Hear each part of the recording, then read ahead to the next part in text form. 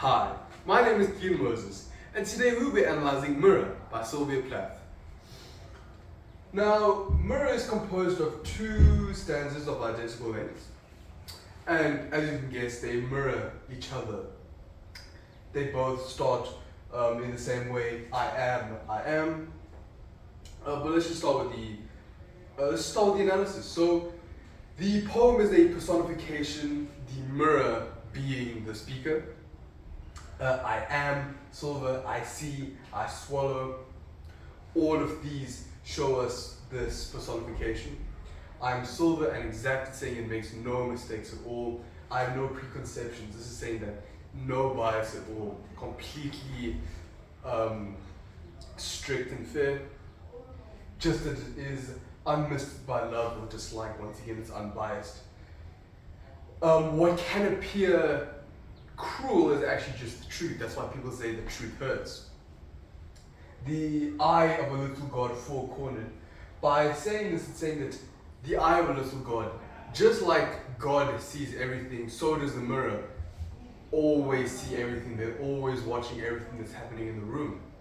So it's saying that not only does God see everything, but it also God sees you for who you are in the same way that the mirror sees you for who you are, with no preconceptions, no bias, just the truth. So we get the sense that the mirror is a higher being, four-cornered, standard square mirror that we're dealing with here. Most of the time I meditate on the opposite wall. If you think about that, most of the time a mirror is not in use, it's just looking straight ahead, and often, you can see where I'm going with this. It's not always used. And you can see it starts describing the other wall. It's pink with speckles. I've looked at it for so long because it's not in use. So the fact that it's notices these details, it shows how much attention that the mirror takes. I think it's a part of my heart, but it flickers. Faces and darkness separate us over and over. So I think it's part of my heart. This is showing that the mirror might not be as fair as we have previously assumed. It might not be as fair as the mirror itself believes it is, because it's become part of its heart. It's so absorbed by the opposite wall that it's almost got a special place for it. It flickers, being separated by faces and darkness. Obviously a mirror won't be able to see anything when there's people in between, or if there's darkness, there's no light to reflect on the mirror. Now we see the reflection. I am a lake. So what we previously had was a man-made, manufactured mirror being made out of glass. Now we see a natural mirror, which is a reflection in the lake.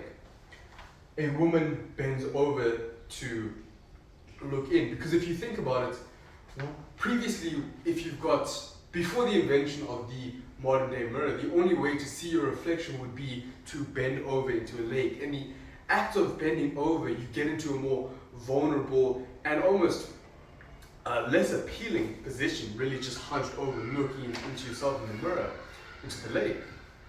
So in that extremely vulnerable position, you're seeing yourself for who you are. Whereas nowadays, when you're looking at a mirror, you can pose yourself in any way. So that is another difference between the lake and this man-made mirror.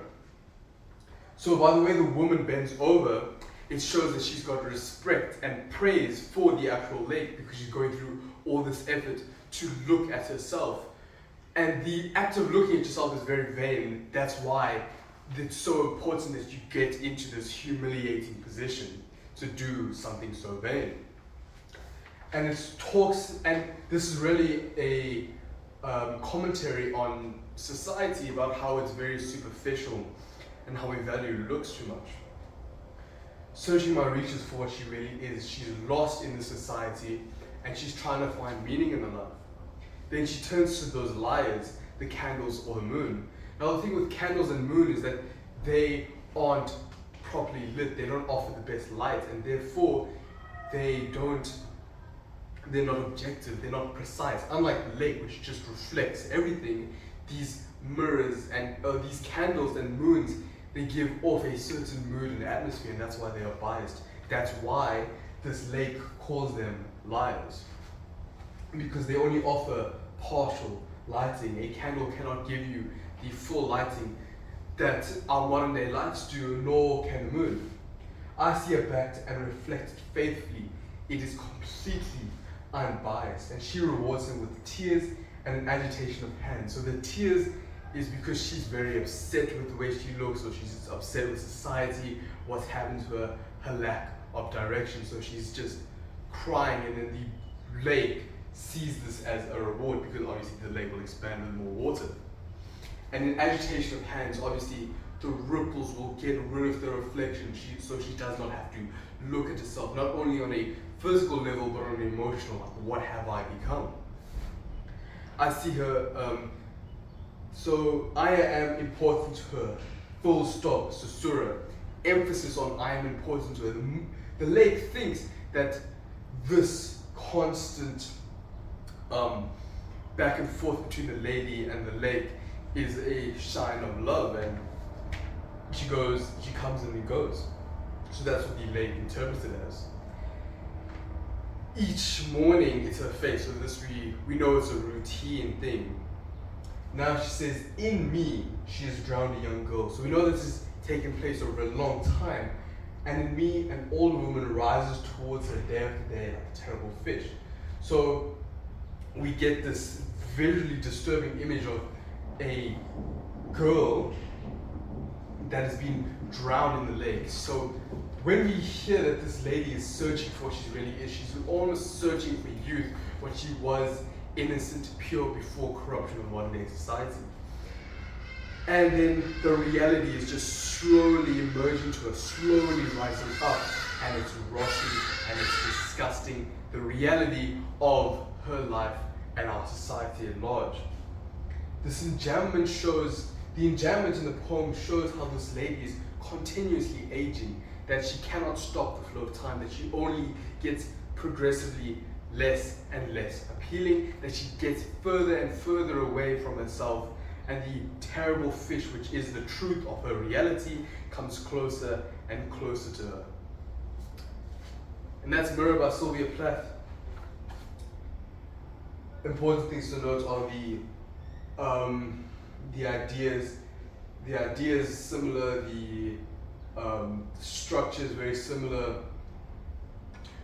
However, they are both completely different. The lake and how the lake was used, and the mirror and how it was used.